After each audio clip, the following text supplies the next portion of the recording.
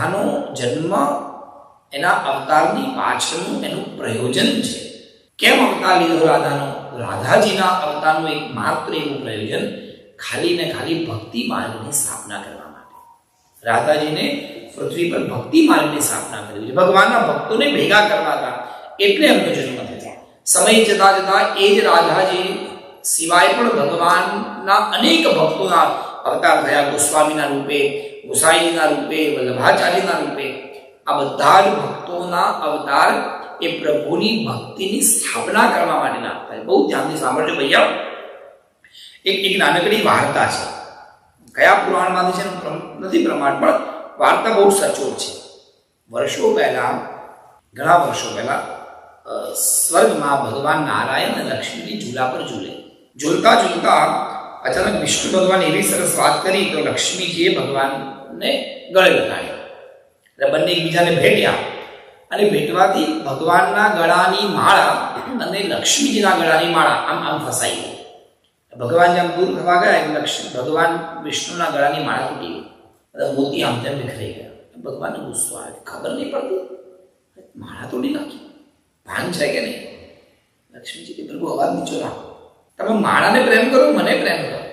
તમારી માટે માળાનું મહત્વ કે મારું મહત્વ એવું થોડી ચાલે. તો માળા તૂટી ગઈ, તમે ગુસ્સો કરો. હું સમુદ્રની સાગરની પુત્રી છું, મારા ઘરે આવી 500 માળાઓ, હજારો કરોડો માળાઓ રખડતી હોય, એક માળા ઉપર ગુસ્સો. ભગવાને સમજાયા કે તને ખબર છે માળા શું છે? સાંભળ, આ દુનિયામાં જ્યારે કોઈ પણ વ્યક્તિ બહુ જ ભક્તિ કરે, આખી જિંદગી બધું જ ભોગવે કે ના ભોગવે કોઈ મતલબ નહીં, પણ જો એ મારી અખંડ ભક્તિ કરે તો એ જીવ જ્યારે મરે, નથી એને મોક્ષ આપતો, નથી એને સ્વર્ગ આપતો, કે નથી એને 5 પ્રકારની મુક્તિમાંથી એક પણ મુક્તિ આપતો. હું એને મારા ગળાની માળા બનાવું છું. આ એક મોટી એ બધા જ મારા ભક્તો છે. અંતે આ બધા તોડી નાખ્યા. મારો ભક્ત કયો ક્યાં ગયો કોને ખબર? એ મર્યા પછી ભક્ત મોતી બને, એ મારા ગળાની શોભા છે. એટલે બધા જ ભક્તો એ ભગવાનના ગળાની શોભા કહેવાય. તમે તોડી નાખ્યા. આ ભક્તોને કોણ ભેગા કરશો? ભક્તોની ગાથા ગાતી વખતે પ્રભુની આંખમાંથી અશ્રુબિંદ નીકળ્યું.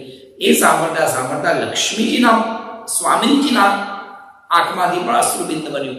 એ બંને બિંદુ જ્યાં ભેગા થયા અને ફરતું ફરતું એ બિંદુ આપણા ત્યાં બ્રજમાં વૃષભાનુના શરીર પર પડ્યું અને એમના તત્વમાંથી એક તત્વનો જન્મ થયો. એ રાધા. કામ શું કરવાનું? આ ભક્તોને ભેગા કરવાના.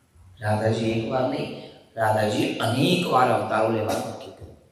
જ્યાં સુધી બધા જ ભક્ત, ભગવાનના ભક્તો ઠાકોરજી પાસે પહોંચી ન જાય, દર વખતે અલગ અલગ રસ્તો બનાવ્યો. ક્યારેક વૈષ્ણવ પુષ્ટિ માર્ગે રસ્તો બન્યો, ક્યારેક ગૌડીય સંપ્રદાયનો રસ્તો બન્યો. આ બધા જ માર્ગો છેલ્લે તો આપણને ભગવાન પાસે લઈ જાય. કોઈ પણ મંત્ર કરીએ, અષ્ટાક્ષર કરીએ, મહામંત્ર કરીએ, રાધા નામ બોલીએ કે કૃષ્ણ નામ બોલીએ, પણ બધા જ રસ્તા નામ મંત્ર, નામ જપની મહિમા શ્રી રાધા દ્વારા. આ બધા જ પ્રકારનું